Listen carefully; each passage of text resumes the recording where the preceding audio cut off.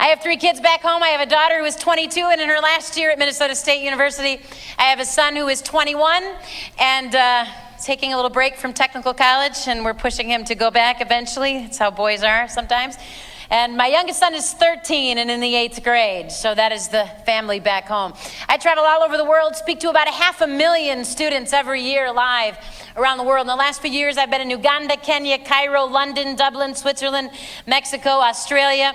Ended my school year last year in Botswana, South Africa, and then back in York and Leeds, England. And then I had the privilege this summer of going with Susie Schellenberger and Brio magazine with a lot of girls and about 400 girls and about 100 boys who are smart enough, if they're going to go on a missions trip, to go on the Brio missions trip. Because the ratio there was about 4 to 1. That's good odds for the boys from Breakaway. And we went to Peru, to Lima, Peru. It was a fabulous, fabulous few weeks with them and those students. So I've had opportunity to hear from students, not only all over the United States, but around the world. And I've learned a tremendous amount from students in the last 15 years I've been traveling. I hope that tonight you'll learn something from me. More importantly, I would like to hear from you. And because of the sheer numbers of students we have here, and because of the folks in central Wisconsin who are watching on satellite tonight and certainly cannot come and ask me a question. Obviously, I do not have time tonight to talk one-on-one and answer all of your questions personally. Now, there are folks all over the church tonight who have a little name tag that says, "Ask me anything." Is that what it says? Something like that. Or "I'm askable." So if you have a question and you need someone to talk to, please feel free to find them and talk to them. All right, that you're going to wait forever to talk to me. And typically, actually, when I get done speaking, no one wants to be seen talking to the sex speaker, besides a few of the adults. So if there was something that you wanted to ask me and you did not get a chance to do that privately tonight, the way to reach me is to go to the World Wide Web. You go to www.pamstenzel.com. And on my table in the back, there are brochures you're free to take. My name is on there and spelled correctly. At pamstenzel.com, students, there's a place you can email me. I answer my own email. Because that's true, it can take me about 10 to 14 days. So please be patient with me, but I will get back to you. I don't want anyone to leave with questions that you really wish you could have asked and you did not know who to ask. All right, so that's how you would get a hold of me. But before I started traveling and speaking full time, I spent 9 years counseling in crisis pregnancy centers in Chicago and then in Minneapolis, St. Paul. And for 9 years, I would have girls in my office every day saying, "Pam, I didn't know." If someone would have told me that this is what was going to happen to me, I would have made a different choice. No one told me. I began to ask these girls in my office, what could we have said? What could someone have said to you before you made this choice that might have helped you to have made a better choice? And after 9 years, I realized that there were a lot of students out there making decisions about sex, having absolutely no idea, none, what the consequence of that choice will be. It's going to talk about tonight. Students, I want you to understand that I did not come to Green Bay today to decide for you what you're going to do about sex. Not why I'm here. I can't make this choice for you, don't intend to. Can't go on your dates with you, I don't have time. Your parents can't choose for you. Although I know there are a bunch of them who showed up tonight who wish they could. I've been telling my kids since they were 4 that when they turn 13, I'm putting them in a box, locking it and feeding them through a window till they're 19. Then my older 2 turned 21 and 22, and I have now upped that to 24. I would love to protect my college students from the pain I have to look at every day. I cannot. All I can do is love them, tell them the truth, and hope they make good choices. My goal tonight is not to decide for anybody what you're going to do, because quite frankly, you can do whatever you want. My goal tonight is that no one would be able to leave this room and ever again have to say to a physician, to a counselor, to your future husband or wife, "Well, nobody told me. I didn't know." Tonight you're going to be told. What you choose to do when you walk out of here is completely up to you. Parents, can I say something to you tonight? And this is probably the last time I'll address you directly, but since we've got you here tonight, and I'm so glad you're here, and there's nothing more important to me than to have the parents and students together, so thank you for coming. But I'm going to be a little tough on you for a minute, and then we're going to leave you alone. Is that okay, kids, if I'm tough on your parents for a second? I need to do that. I don't know what happened to my generation of parents because we weren't parented the way we're parenting. And you know who you are, 40-somethings? I do not remember one moment in my teenage life where my mother worried for half of a second whether or not I liked her. Ever. Not once. I don't remember her losing sleep or caring. Didn't even matter how rude and obnoxious I was, and I was rude and obnoxious, especially in the 9th grade, which is brain damage year for girls, and we lose our minds. I have rules in my house. My husband and I made the rules. It is not a democracy. When you're 43, you can terrorize your own children. That will be your privilege. In my house, 2 rules in my house were this. First rule was no dating at all, period, none until you're 16. Ever. There is no student in this room who is not 16 who should be dating ever. You're brain damaged. This too will pass. And you're, oh no, 9th grade girls will date anything that walks. Is he walking and breathing? That's my criteria. That's all I need to know. It's good enough. Unbelievable. No dating till you're 16, and we can argue about this all day long. I have been doing this for 15 years. I've been counseling teenage girls for 15 years. I have yet to see a young girl, and boys, whatever, they're like, want to go out? I got a skateboard, pick you up later. You have a job. Because who are these young girls dating if they're dating? They're dating older boys every single time, and I don't care if he is the pastor's son. No. No, none of that. No dating till you're 16. Second rule in my house was no single dating at all until graduation from high school. You will date in groups, 4 or more. 16 is my preference. All of you. That was the rule for my crazy, horrible, conservative Baptist parents. And I am a semi-well-adjusted adult. I survived. And I actually thought group dating was fun when I was a teenager. I got to date more than one guy at one time. And I didn't lose my friends when I was in high school. When I was in high school, we actually had lives. We had sports. We had theater. We had music. We had lives. Dating today looks like pseudo-marriages. Kids walking down the hall. I love you. They break up. She's in the bathroom bawling. It's over. He dumped me. I have no boyfriend. What will I do now? I love you. And they just marry whoever they're surgically attached to when they have the money to do it. Do not pass go. Do not collect $200. Go directly to divorce. That's where you're headed. Group dating was better. We got to stay with our friends. We didn't lose our friends. We got to hang out. We got to get to know the person in a group setting without this, we call it in Minnesota, 2 ticks and no dog. 2 empty insects trying to suck the living life out of each other. It's not very healthy. Some of the parents sitting here tonight are going, well, those rules, I don't know, those rules. And I could give you a bunch more. Just ask my children. They will tell you. Well, those rules are so strict, Pam. Your kids are going to rebel. So, what'd y'all do? Have a little powwow with your teenager and rest of the rules they were planning to obey? So you could have that rule? Here, you tell me what you're going to obey. I'll have that rule so I can feel like a good parent. Is that how you did that? Unbelievable. This is my house, my rules. My daughter didn't like me very much in high school. I had news for my teenage daughter. I have friends, and I don't need her. She has friends. She doesn't need me. I wasn't called to be my daughter's buddy. This is not a popularity contest. I was called to be her parent. And my generation of parents, and you know who you are far more concerned about being their kid's buddy than the parent. And let me tell you what, and if your kid has not recently done this, if your teenager has not recently done this, you've told me 1,000,000 times, you are not talking enough. That was my gauge. When my kids did that, I'm like, yes, paycheck, thank you, do it again. That was my favorite. And you're the only parent. Everybody else's mom. My daughter tried that about a movie one time. My kids went to a small Christian school, got out the Christian school directory right in front of her, started calling parents, the whole thing. Don't call the whole school. I will call the whole school. And don't you dare say everybody else is mom to me. Unbelievable. Here's why I can be tough as a mom, because my husband has mercy gifts. That's why. That's helpful.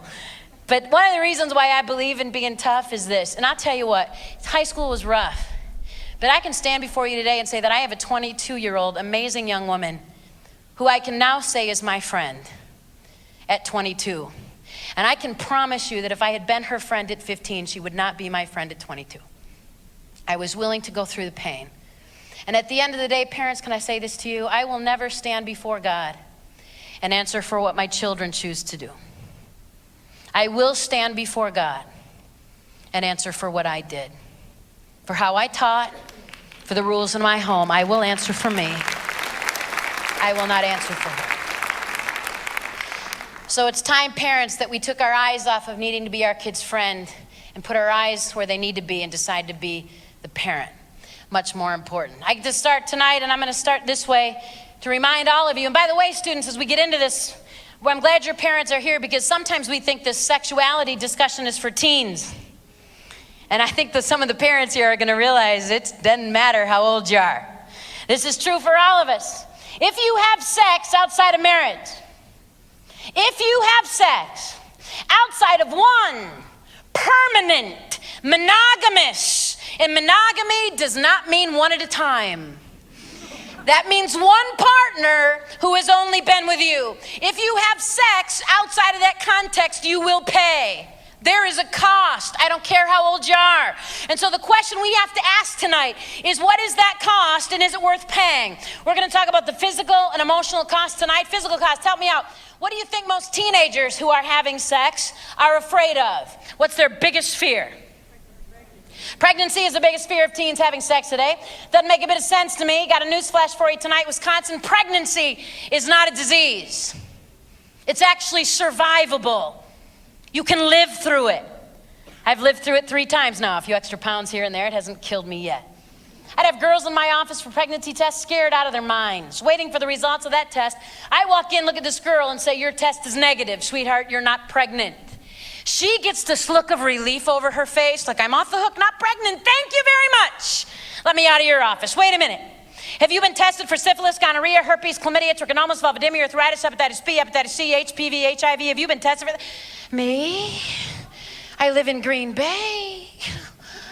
Pam, I don't live in Menominee. You mean I would need to be tested for that? This girl is in my office thinking she could possibly be pregnant, and she does not think she could have a disease. Astounding. Students, you have a 4 times greater risk of contracting a disease today than you ever have of being pregnant. Pregnant teenage girls in Wisconsin, pregnant teen girls in your state today are carrying, on average, 2.3 sexually transmitted diseases. Not 1, not 2, most of them 3 or more. But they were not worried about getting a disease, were they? Oh no, they didn't want to get pregnant. Every high school I'm in, anywhere in this nation, it does not matter, every single high school I'm in, I will have a girl write me, email me, or come right up to me and say this: well, my mom found out I was having sex, and so she put me on the pill. Or Depo, the shot, fill in the blank. What's that protecting that girl from? What does birth control protect you from? Pregnancy most of the time.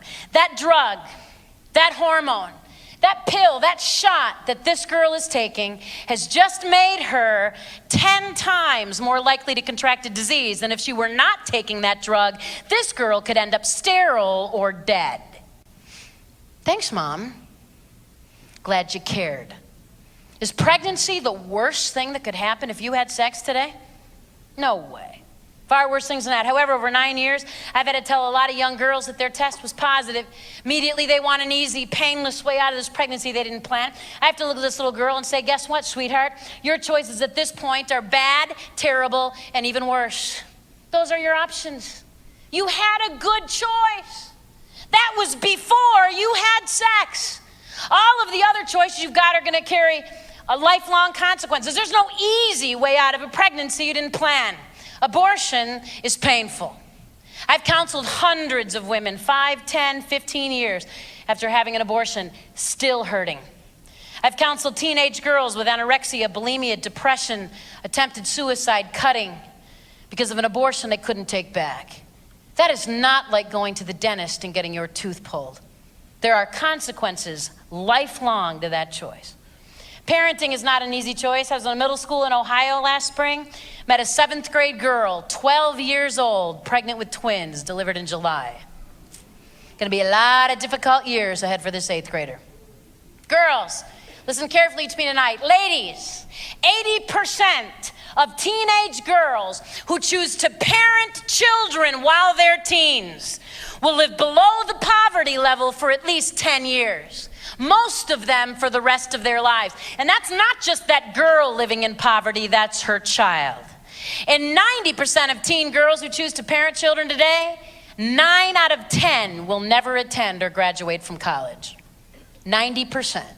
And 10 out of 10 of them sat in my office and said, well, not me, see, because I'm going to finish high school, work full time, go to college, be a doctor. Yeah, whatever.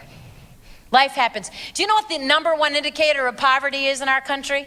And we have poverty in the United States. When I was in Africa, the students in East Africa were like, what? Poverty in the United States of America? It's the wealthiest nation in the world. You have poverty? Sure we do. And the #1 indicator of poverty in my country has nothing to do with race or where you live. The #1 indicator of poverty in the United States today is single parent households in the age of that young girl when she began parenting alone. Teen moms. That is currently the #1 indicator of poverty in this country. Serious responsibility, girls. This is not a game. This is not a new puppy. This isn't someone to love you. Boys, in case you've all fallen asleep now, because we're talking about pregnancy and this clearly does not involve you. Young men, you get a girl pregnant in the lovely state of Wisconsin or Minnesota, Michigan, pick a state, it doesn't matter. You get a girl pregnant in this country, boys, whom you are not legally married to. Not who you like a whole lot, that does not count. Okay, boys, you get a girl pregnant you're not married to. And you need to understand, young men, that you have absolutely no legal right to the choice she makes. This girl can do whatever she wants. You have no say. And suing her for stealing your sperm might prove to be a bit difficult. You could try. If, however, boys, if this girl decides to parent your child, if that's the decision she makes about her pregnancy, she's going to keep the baby, boys. You now have legal responsibility. It's costing us over $30 billion a year to support teenage girls parenting their children. We can't pay this bill. Over the last 12 years, we've undergone welfare reform, began in the Clinton administrations, continued in the current. I was fortunate in 2002 to be invited to the White House. That day I met both with President Bush as well as the former head of HHS and your former governor, Tommy Thompson, who has actually spearheaded this welfare reform, not only in Wisconsin, but in the nation. Boys, the laws have all changed, especially in Wisconsin. I do not care what happened to your uncle, your cousin, or some older brother. It is not happening for you. We are now requiring in all 50 states the social security numbers of both parents on every birth certificate of every child born in this nation. Girls will no longer be allowed to say, I don't know who the dad is. Don't feel like naming him. We will have your social security number on the paperwork. Boys, if you are named as the father of a child, you will be notified by the county. The county health department is going to send you a note saying you've been named as the father of this child born to this girl on this day. You will have between 60 and 120 days to show up at the county and say it's not me. She pulled my name out of a hat. That girl's lying. She's been everywhere. It's not my kid. They'll do a DNA test. If that test in fact proves that you are not the biological father, they're going back to mom and saying, sorry, try again. Till we have somebody's social security number on the paperwork. Why we change the law, boys? Why do we want that number? So we can let you know when your kid starts kindergarten? Send you a nice note? I had an 8th grade boy in Louisiana. I love junior hires. He raises his hand. He goes, so that the child will know who his dad is? No. Money's what we're after, boys. It's going to cost you over the next 18 years between $60,000 and $80,000, and your pay will be garnished. If you are not working, you will incur debt. And when and if you ever do get a job, it's coming out of your paycheck.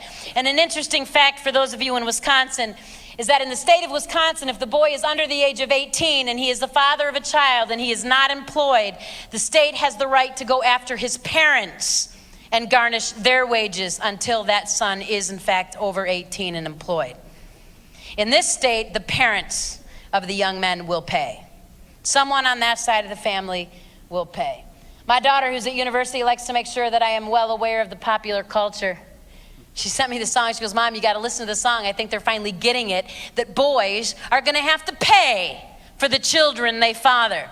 It was a song by a rapper, so I had to listen to it about 5 times before I could get all the words. The guy's name was Kanye West. The song was called Gold Digger.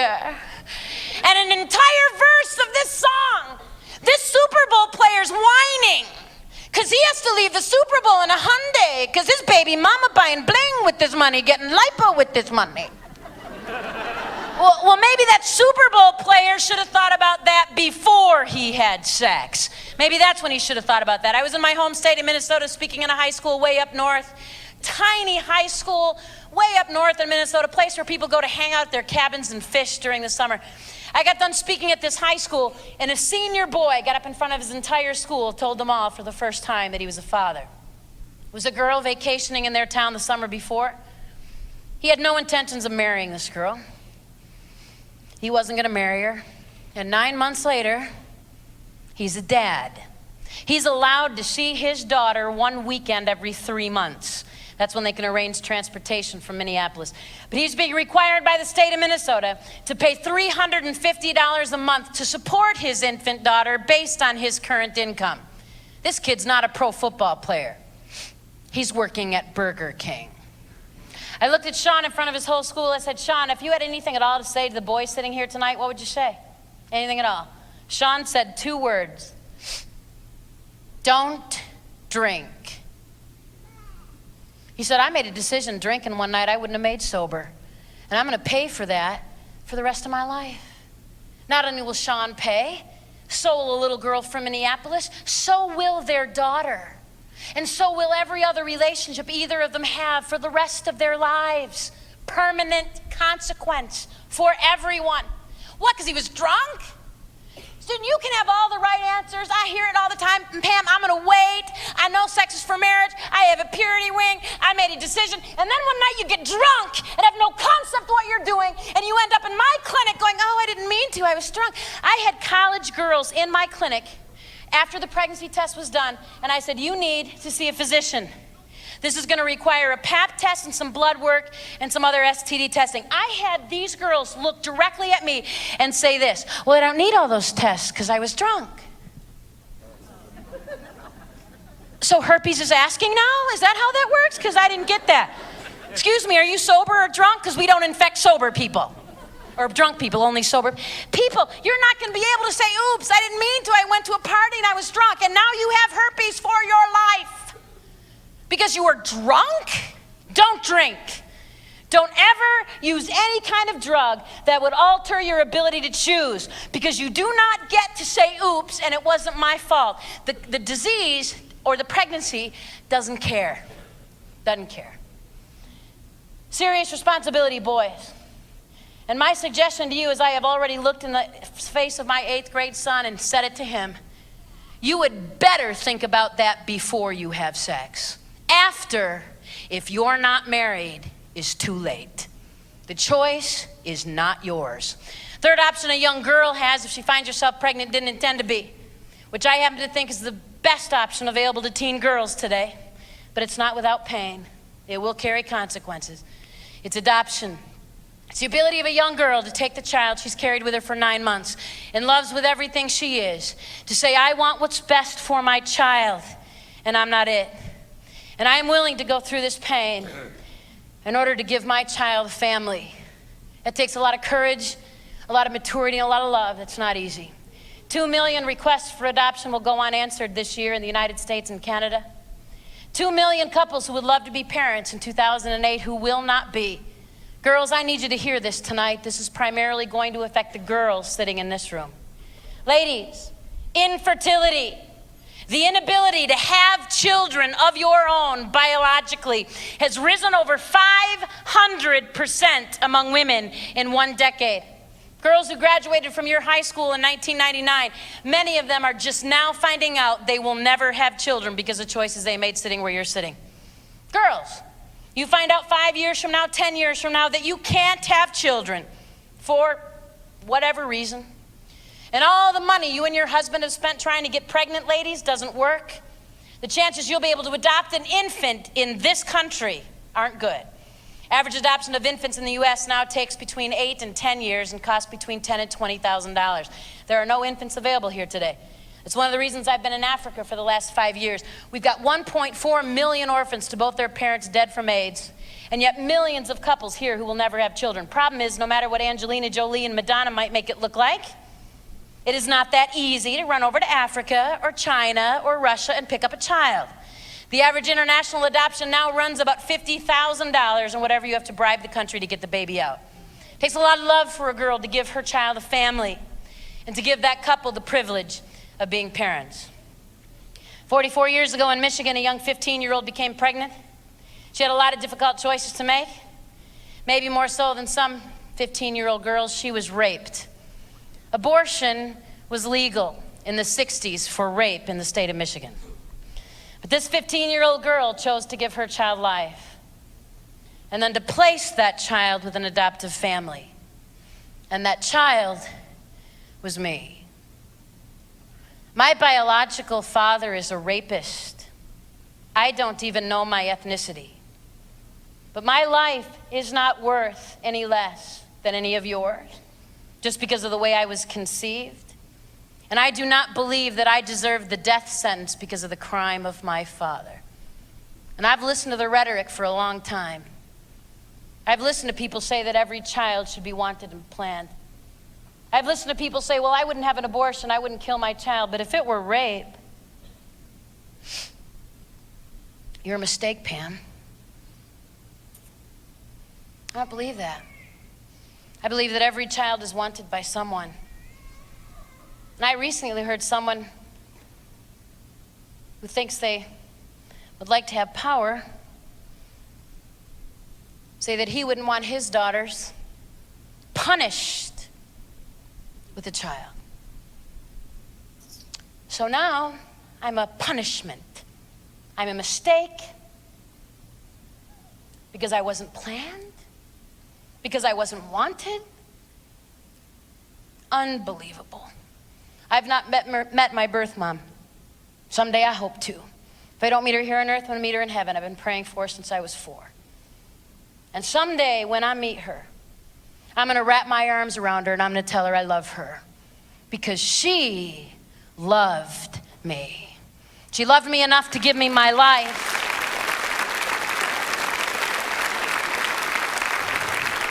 And then she loved me enough to give me the next most special gift I was ever given, and that's my family. I'm the oldest of 8 children, 7 of us adopted, every color of the rainbow in my family. We are the United Nations. Right? My mom's one of 12 children, 9 girls, 3 boys. 6 of those girls could not conceive, and out of the 87 grandchildren, 38 of us are adopted. And you should see our family reunion. It is the United Nations. It's awesome. You know what? I know that the gift of the amazing family that I was given was a gift from a very scared 15-year-old girl who most people would have said could have made a different choice and my life didn't matter. And she made a different choice.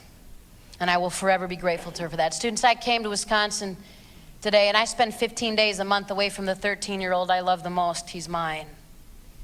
Because I wouldn't want anyone sitting in here listening on satellite to ever have to make a choice like this. I've spent 9 years of my life walking girls through this. There is no easy way out. The best choice is before you have sex. That's when you have a good choice to make. After that, it is going to get really tough. But please hear me tonight. If you, someone you care about, someone you go to school with, were to find yourselves pregnant you didn't intend to be, please get some help, please. Do not walk through this alone. You are going to have to live with whatever you choose to do for the rest of your life. Here tonight is the Bay Area Pregnancy Care Center. Everything they do there is absolutely free and completely confidential. I know there's a crisis pregnancy center or 2 in Stevens Point. Make sure you get help. Get help. Pregnancy survival, though, we can live through that. Sweetheart, we could walk you through that. That is not the worst thing that could happen if you decide to have sex today. Far worse things than that. Today, October the 6th, today, in the next 24 hours, 14,000 teenagers will contract a sexually transmitted disease. Today. 14,000 more tomorrow, and those are the ones we're testing. It's nowhere near the teens infected. College students, in case you're here tonight, I noticed we passed a campus on the way here to the church. I have college students, so now this matters to me, and sometimes as speakers, that's the way we do it. We care about it when it matters to us. So I did the stats. When we include the college population, we have 38,000 newly infected students a day. Our university campuses are one big giant disease, which I have reminded my children of on a regular basis. 14,000 of them teenagers who got up this morning, and I know, said like somebody's sitting right in this room. What's not gonna happen to me? Pam, that happens in Minnesota, Michigan, Illinois, scary places like Milwaukee. But we're okay here. We have a lake, trees. Doesn't happen in Green Bay. Wrong. In the 1950s, students, we had 5 sexually transmitted diseases we knew about and were treating. 5. You could count them on one hand. Go find a grandparent. Go find somebody who grew up in the 40s or 50s. Ask them. This will be a great dinner table conversation next time you're at Grandma's. Y'all try this. I want you to try this. Thanksgiving, make sure all the relatives are there. This will be fun. Grandma, were there STDs when you were a kid? Did people have them? Talk about it at school, at church? Did you have crazy speakers come to a church in your town and yell about syphilis for an hour in 1952? No. I mean, maybe a few people back then had an STD. They got a shot of penicillin, moved on. Welcome to 2008, students. Don't ever let your parents say, well, when I was young. Because you know what, parents? We weren't dealing with this. It is not to say, there's not enough money in the world to pay me to sit where my 8th graders sit, and I wouldn't trade places with them for all the cash in the world. I wasn't dealing with what he's dealing with. It's a whole new world. Welcome to 2008. We now have over 30 sexually transmitted diseases, 30% of them absolutely incurable. That means you get one of these diseases and you've got it for life. Which is a lovely thing, boys, when you're getting ready to get married. Found this girl you love. I mean, this is it. She's the one you want to marry. All those other girls, that was just messing around. This is the real thing. Pull out that diamond, look her in the eyes. If you're really cool, boys, you get on your knees. You say, marry me. By the way, I've got genital warts. You'll get it too, and we'll both be treated for the rest of our lives. In fact, you'll probably end up with a radical hysterectomy, cervical cancer, and possibly death. But marry me.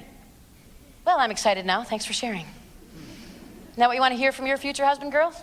Lovely. HPV, genital warts, syphilis, gonorrhea, herpes, chlamydia, trichomonas, vulvodynia, arthritis, hepatitis B, hepatitis C, HIV, list goes on and on and on. Serious diseases with serious consequences. Students, AIDS is not the only disease out there, and it's certainly not the only disease that's killing people, and yet we have teenagers in Wisconsin who actually think, well, if I don't get pregnant, or I don't get AIDS, well, then I don't have anything to worry about. I'm fine then. No way.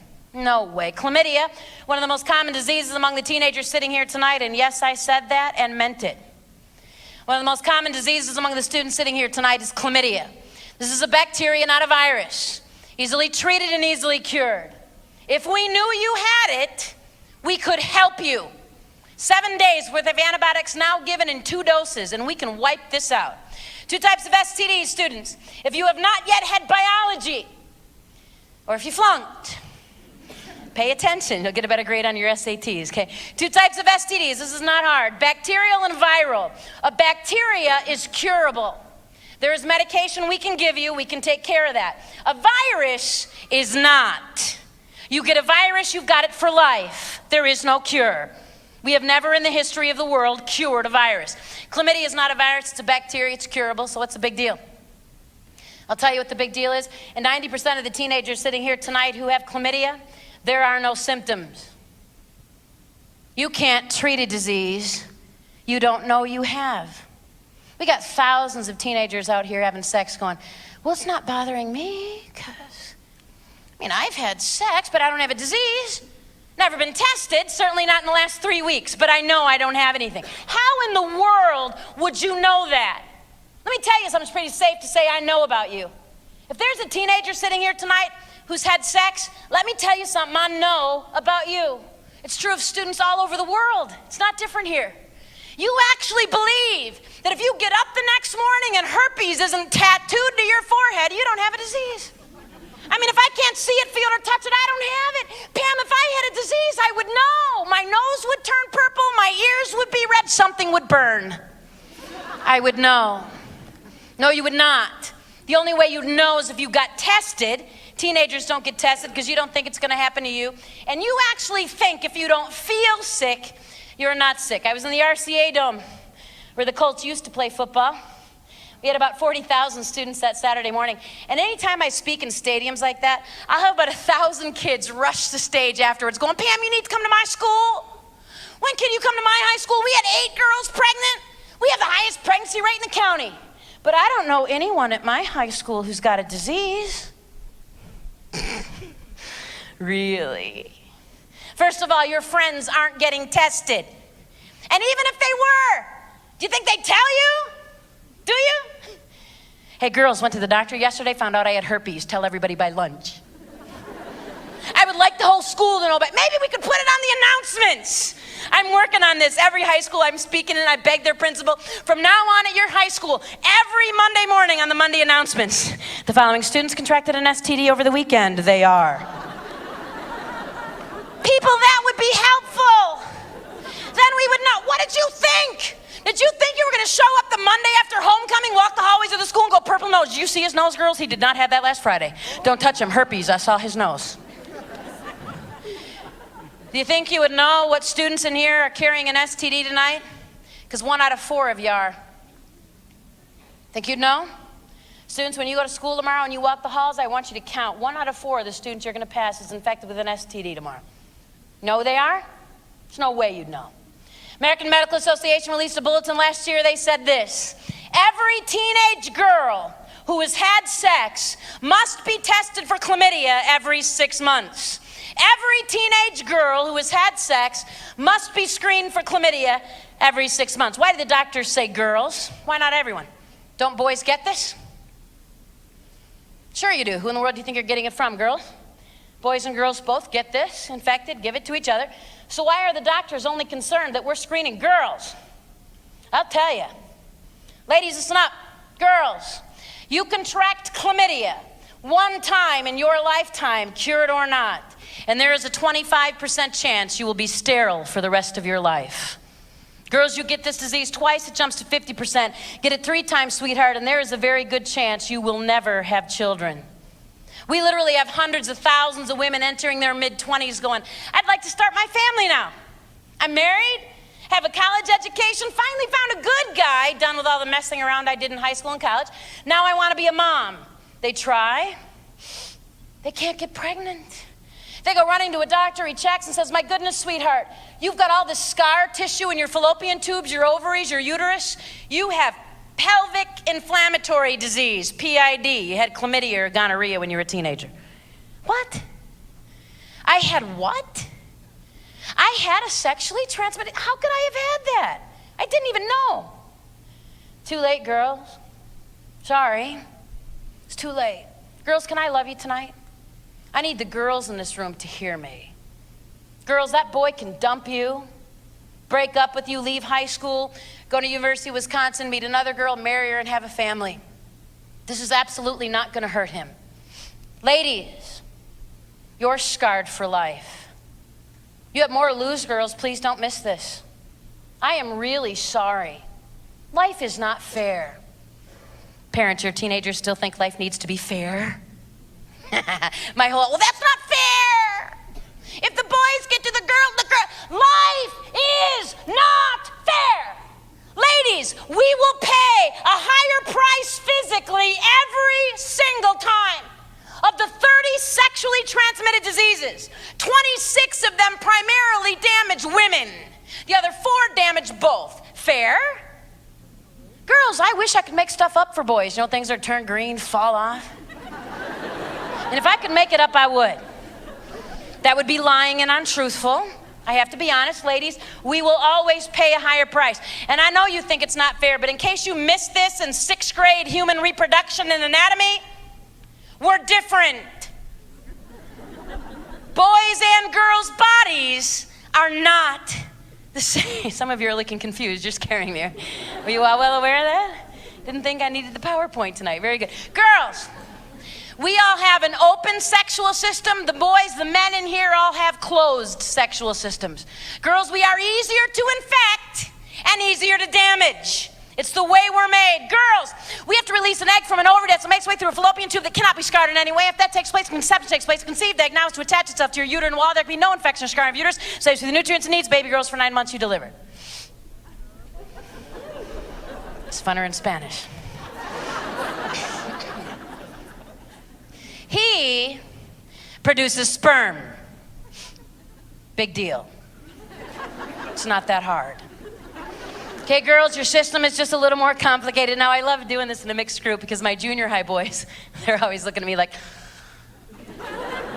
will there be a test?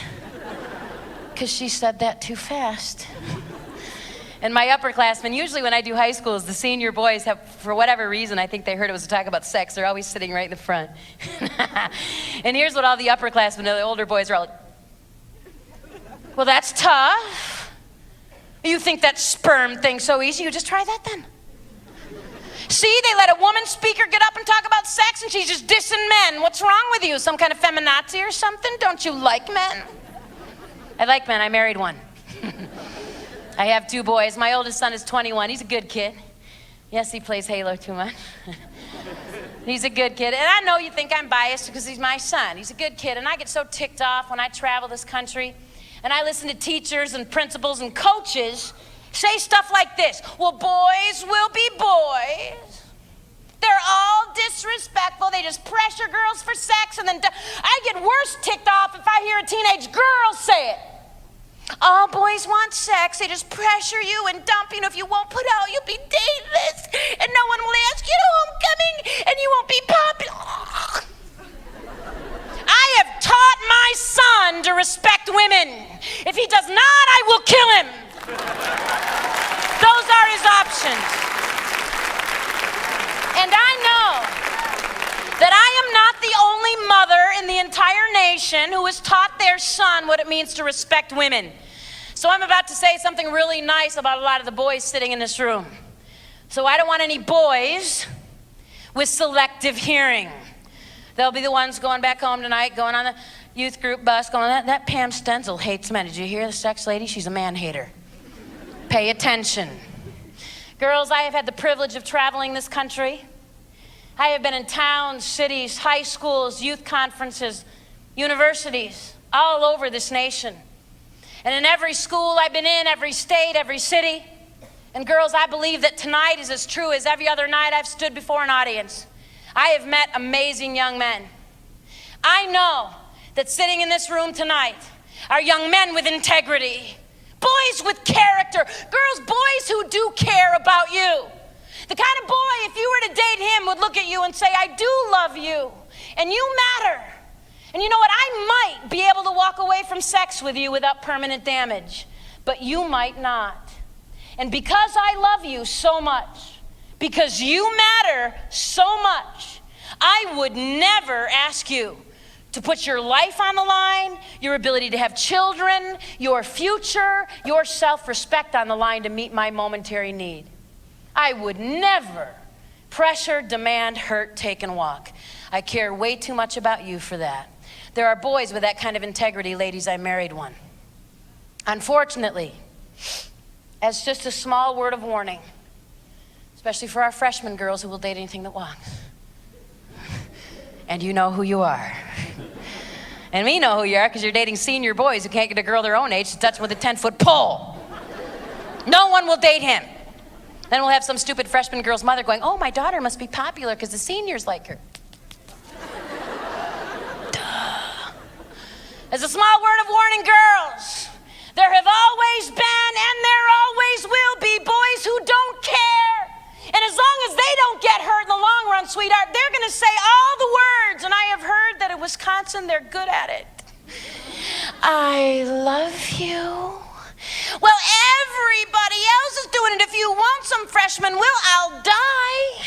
He's not going to die. and nothing will fall off. He will actually live. And real love respects.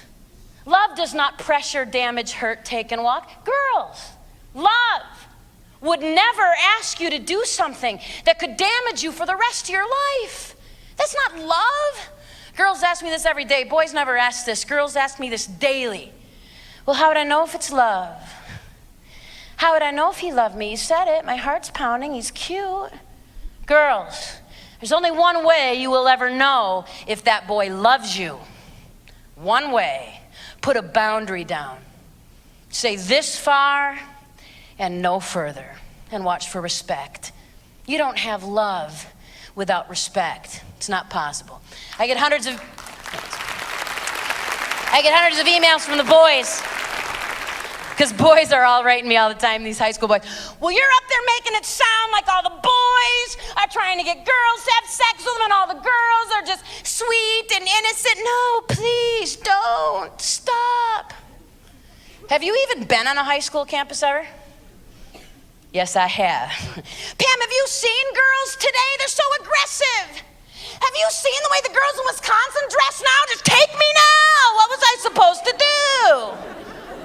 She started it.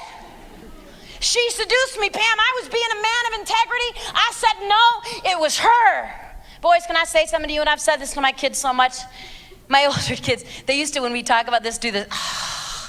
They're starting to get it in college. And in fact, when I started putting this into my talk to high school students, my college kids said that you were too young, that you wouldn't get this. But I already sat down with my 8th grader and started this conversation right here. And one of the reasons I spent a lot of time with it with my other 2 is because I don't read boys well. Teenage boys can fool me. Which is why when my daughter was in high school, she was not allowed to date any boy her brother did not approve of. Her brother was in that school, he was in the locker room. I wanted to know what he had to say about that boy's character. I did not need my daughter's help with the girls. I can walk onto any high school campus in this nation, give me 20 minutes and a mic, and I will show you the girls who are going to struggle for the rest of their lives. I can point them out, which is why my son didn't date much in high school. No. There will be no way. Boys, it's all cute fun to talk about what girl you're going to take to homecoming. Isn't that a whole lot of cute high school fun? It takes a tremendous amount of maturity for a young man to grow up enough to ask himself a tougher question.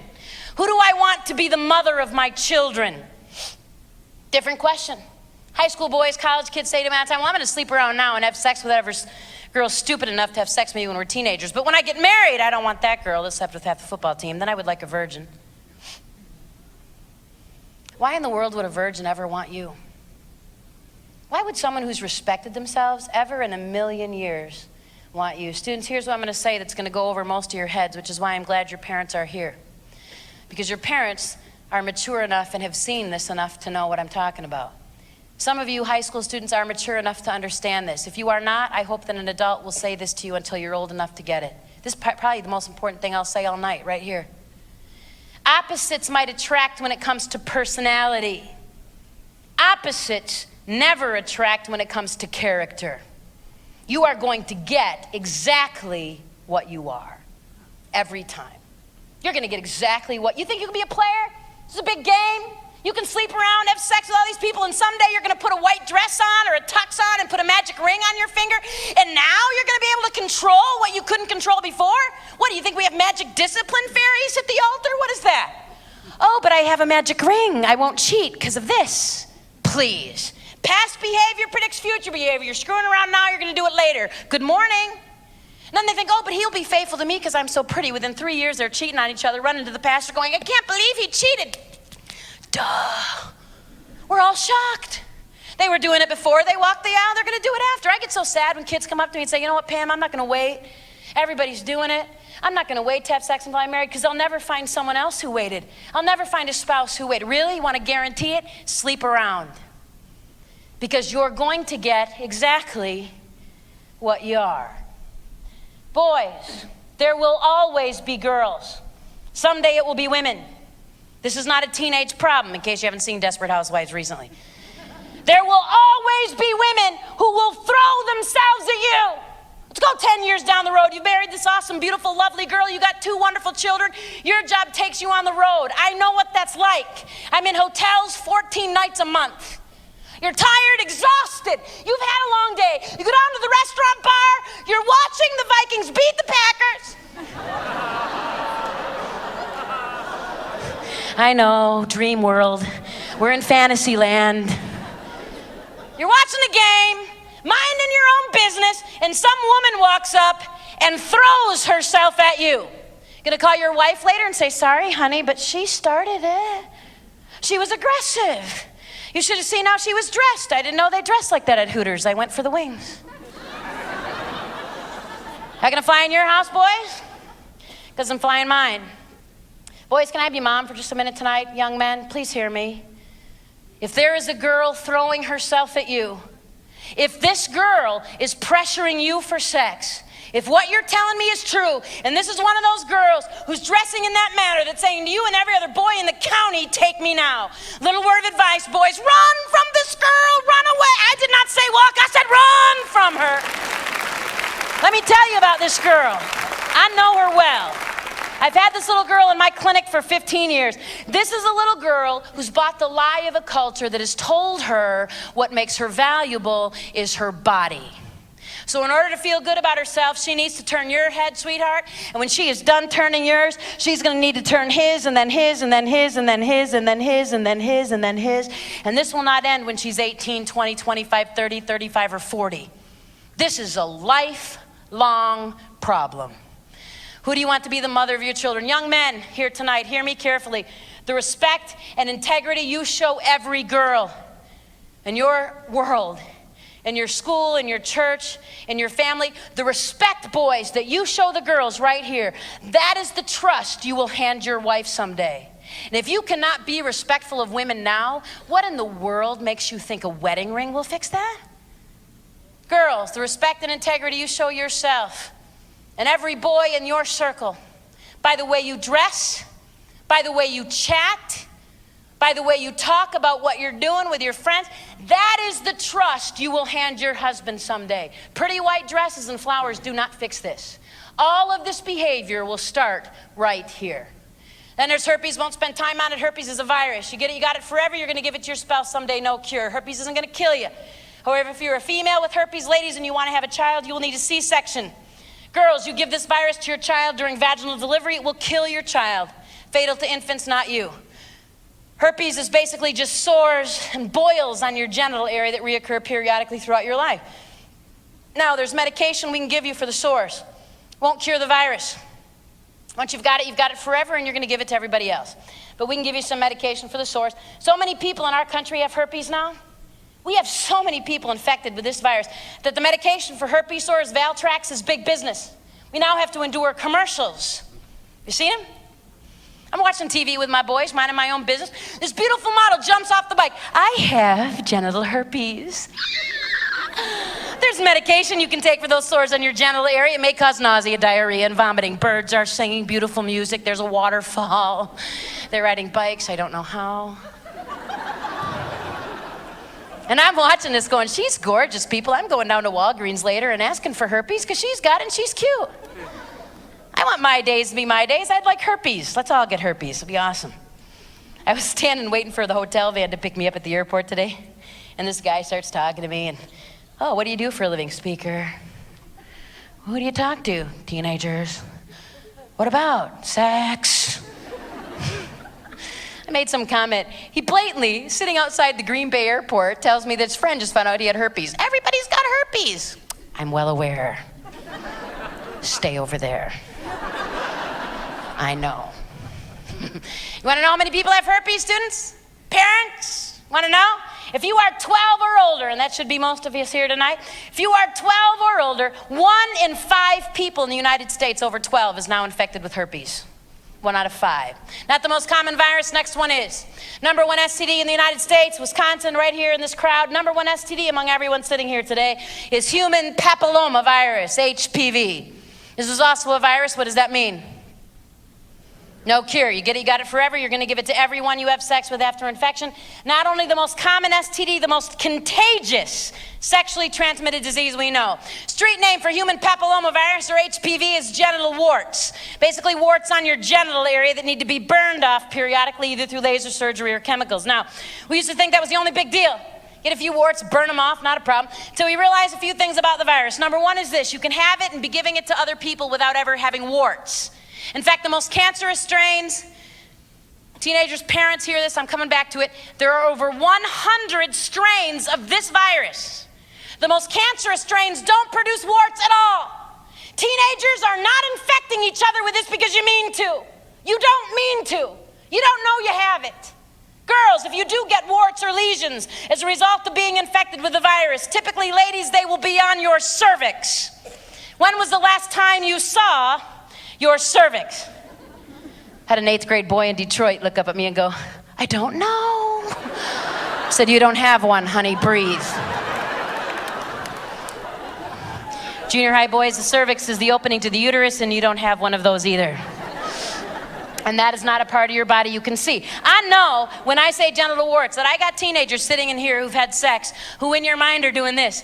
Well, she said that wart thing, and I have never seen a wart down there. I don't have that.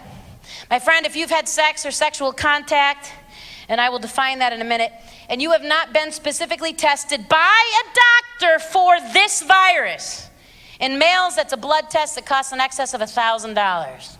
There is not a free clinic in this nation that will ever test a boy for this virus, and not an insurance company that will pay for it done. We don't test boys for this. It's a horribly expensive blood test that is completely inaccurate. It could take 5 years from the time a boy is infected before he would ever test positive on our test. And yet we have boys saying stuff like this to girls. I don't have anything. I got tested. For what? And how much did it cost you? And I sure hope it's been 5 years since you last had sex. Students, STD testing cannot tell you what you don't have. We can tell no one what they don't have. And yet we have teenagers thinking they could have sex on Friday night, run to a clinic and tell people that they don't have a disease simply because they got tested? Come on. We do test girls for this. It's done in every free clinic. Every doctor's office, most insurance companies cover it completely. We test girls through a thin pap smear, or pap test, which is a scraping of the cervix. Why don't we test boys that way? You don't have one, very good. We're now requiring every woman who's ever had sex to get a pap test yearly. If there is actually a girl sitting in here who is under the age of 22 and you've had sex, sweetheart, you are at absolute highest risk, and you need that yearly pap test. If you were my daughter, it would be every 6 months. Negative pap, ladies, does not mean you don't have the virus. It means you don't yet have cervical cancer. Some of you have heard that there's a vaccine for this virus. 2006, Merck released a vaccine called Gardasil. You may have seen some of the commercials. One less, tell someone. The media made you believe that this was a vaccine for cancer. This is not a vaccine for cancer. This is a vaccine for a sexually transmitted disease. Gardasil is a vaccine for HPV. Here's what you need to know about Gardasil. Gardasil, the vaccine for HPV, is currently only being given to girls. We are not vaccinating any boys at all. We are only vaccinating girls. Gardasil, in order to be somewhat effective, needs to be given to a girl who is in fact a virgin.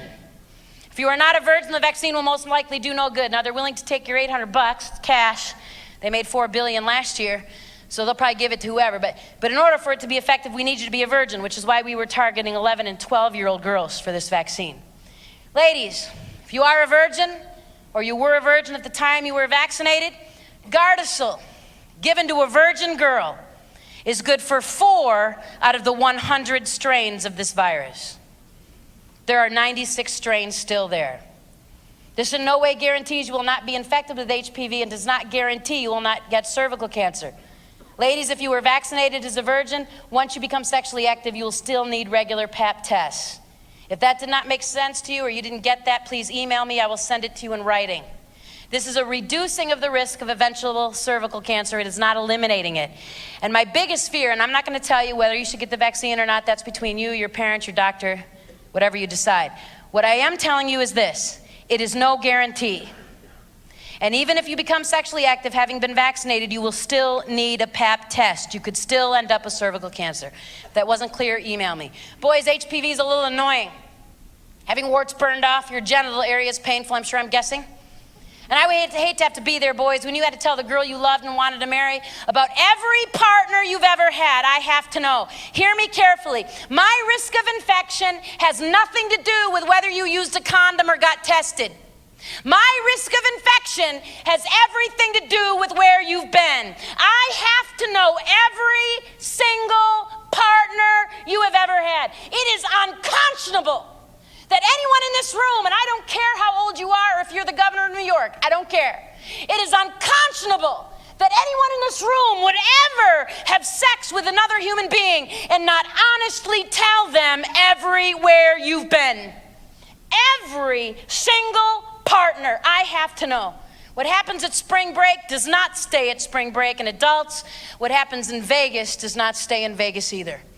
Unbelievable that we think we can lie to our partners about where we've been. Unbelievable. Boys, it's not going to be fun. Maybe you're going to live. Ladies, you had better know where this boy's been, and you better pray to the God above he's not lying, because this is a huge deal for you. HPV is the #1 causal agent of cervical cancer in women. We now have girls as young as 18, 19, and 20 undergoing radical hysterectomies will never have children. In fact, more women died last year in the U.S. from cancer due to this than died of AIDS. I had a young woman my age, very young,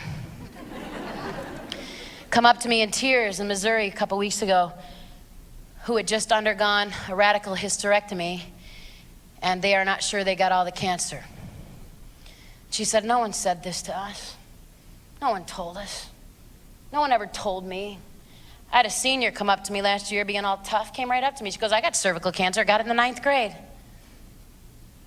This means she got the virus in the 7th or 8th. She goes, "I've had numerous cryosurgeries, freezings of my cervix. The cancer's now spread to my uterus. They're doing a hysterectomy next week." 3 weeks before she graduated from high school. She's being real tough. She said, "Pam, kids are noisy, smelly, cost a lot of money, and I don't want one." And she got a little teary. She said, "I'm just trying to deal with the fact that I'm going to have to tell the man I love and want to marry that if he marries me, neither will he." Is it worth this, girls? Because he said he loved you? Because you needed to be popular? Because everybody else was doing it? It's worth this? Do you realize that we've had more deaths among women because of this, and we're not telling our daughters this? No one's talking about it. I've been talking about this since 1996. Go back and watch my first video.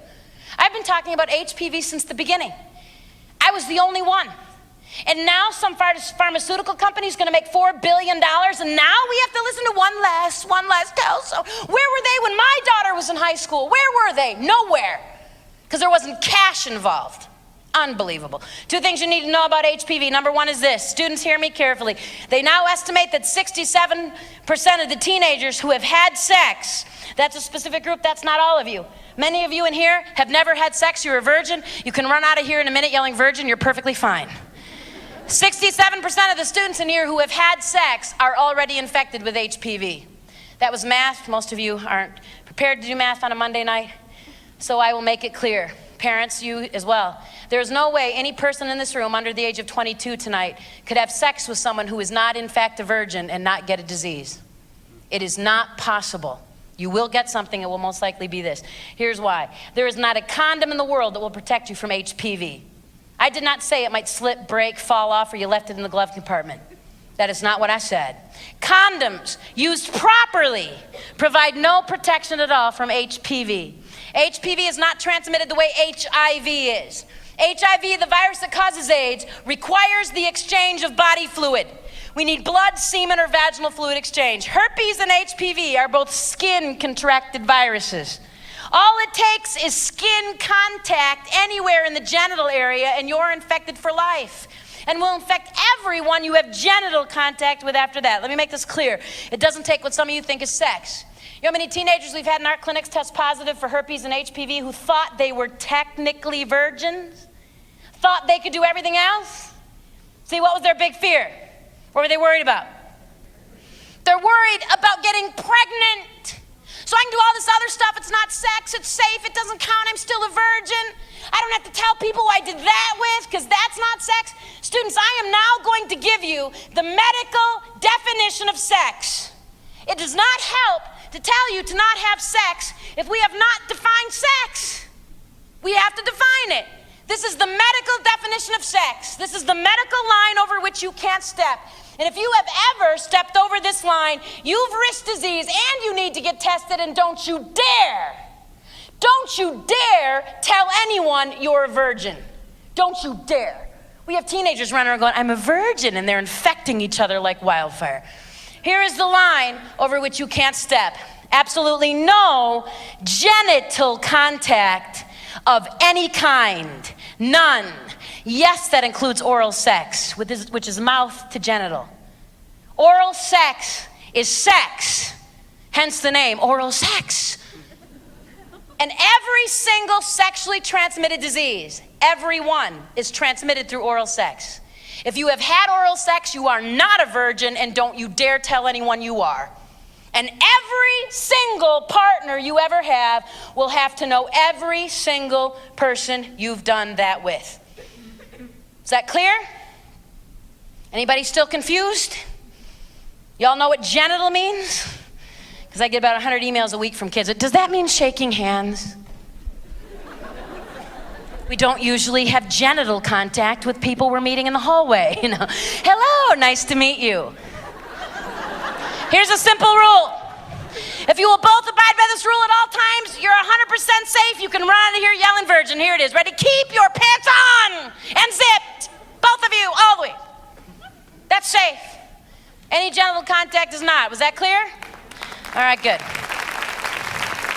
Then there's HIV. I'm not going to spend time on it. HIV causes AIDS. It's deadly. You don't want it.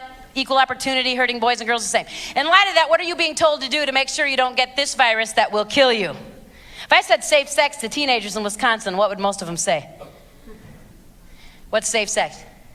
Condoms. Sure, hey, Pam, I can sleep with 18 people. I got a piece of latex. Safe. Students, condoms aren't safe, never have been, never will be. The only safe sex is a safe partner. Someone who has never had sex, or if they have, hear me carefully. It has been 5 years from the last time they had sex of complete abstinence. Please have them virally blood tested. It's worth whatever it costs. I could have sex 1,000,000 times with my husband who's only been with me, never once use a condom, and I will never get a disease, ever. I could have sex one time tonight with some guy I meet at a hotel later tonight, use a condom, and be infected for the rest of my life. It has nothing to do with latex. It has everything to do with who you're having sex with. What if we didn't have AIDS and genital warts and herpes and syphilis and gonorrhea? What if I could give you a super condom? I sleep with 30 people. Kids get desperate. What if I use 5, a bodysuit? There must be a way. Are there other reasons to wait? I think so. I'm actually one of those insane, crazy people who actually believes that sex involves more than a few body parts touching. I am so old that I think that sex involves a little bit more than the biology. I am such a dinosaur, that I actually think sex involves your heart and involves your soul. And there isn't a condom in the world that will ever protect your soul. It's not a game. It's not a recreational sport. It's not hooking up. It's not friends with benefits. It's not all those things that MTV has told you it is. It is the most amazing gift of self and intimacy you will ever give someone. And when it becomes a game and a recreational sport, it will forever lose its ability to mean, I really love you. It will forever lose that ability. I met my husband in college. He was 23 when I married him, and he was a virgin. Girls ask me all the time how I knew. Girls' first date, we were both living on campus. He called my dorm, asked me to dinner. First date. He said, Pam, I've not had sex, don't intend to until I'm married. In order to make sure that doesn't happen, here's the boundary. And he laid it on the line. He said, you can't deal with that, date someone else. Wasn't enough to say it. For 2 years, he kept it, treated me with respect, and there's not a diamond in the world he could have given me 24 years ago that was more valuable than what he gave me. Himself, with no past fear, disease, nothing more valuable. A lot of you have never heard your worth waiting for. Hear it from me. The person you're going to spend your life with is worth your best. And you don't have to throw yourself away on relationships that are temporary. There might be some students in here who've had sex, and tonight you're saying this wasn't for you. Tune me out already. Maybe sitting there thinking, well, let's hope all those other kids are listening, and I wish I could say I'd waited, but I'm not, so it's not for me. I'm not a virgin. If you're not a virgin, you've tuned me out, tune me back in right here. I do not care what you did before you walked in this room tonight. I care what you do when you leave. And you can walk out of here and say, it doesn't matter, I've already done it and I don't need to listen to you. And you certainly do not need to listen to me. Do whatever you want. And maybe up until today you've escaped some permanent physical damage. I don't know that, and neither do you. Get tested, please. If you will do nothing else, girls, you have to do this. You need to get tested this week, again in 6 months, again in a year, 2, 3, 4, and 5. Who's to say the next time you decide to put this gun to your head, it doesn't go off? Who's to say the strain of HPV you're carrying tonight won't kill you, but the one you get at prom will? When are you going to begin to build integrity, discipline, trust? You could start tonight. Don't ever let anyone tell you that because you've had sex in the past means you have to keep doing it. You don't. You choose. I had a little girl in Anchorage, Alaska. She ran up to me, got right in my face. She said, Pam, I'm a recycled virgin. I said, cool. She said, when I was 15, I had sex. It left me with a lot of pain, and I knew I didn't want to keep getting used and dumped.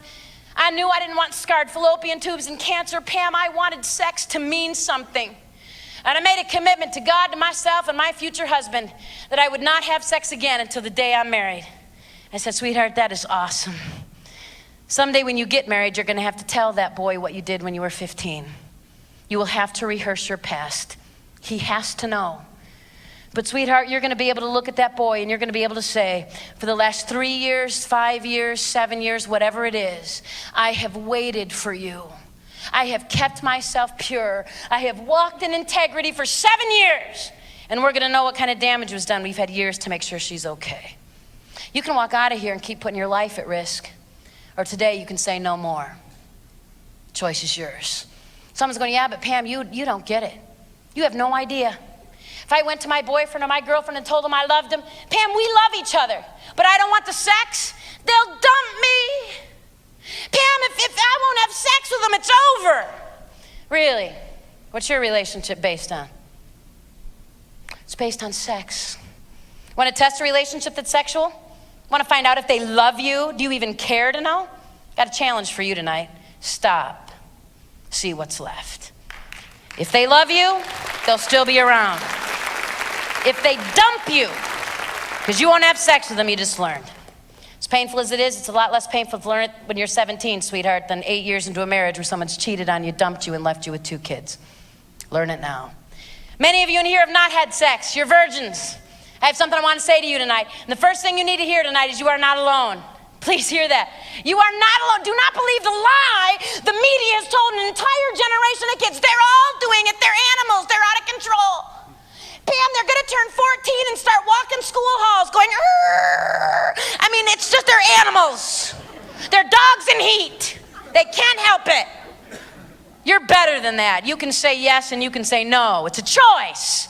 You choose. And everybody's not doing it. Thousands of teens all over this nation are not having sex. In fact, the CDC released stats 3 years ago that have made every second I've spent on the road away from my family worth it. We now have more virgins in high school than we have had in 15 years. This pendulum is swinging back. You are not the only one. So if you're here tonight and you're a virgin, please hear this in case you never hear it again. Tonight we clap for you. Tomorrow you're going to be laughed at. Hear it today. Good for you. Good for you. You have something so special, so valuable. It's worth whatever it takes to get to your marriage and they'll pass for you. It's not going to be easy. You're going to get laughed at. Kids at school are going to go, you're not having sex? Everybody, you some freak? You're a religious freak? You like Star Wars? What's the problem? Don't listen to that. I had a senior boy chase me down the hall of his high school in New York, 6'8". The boy was huge.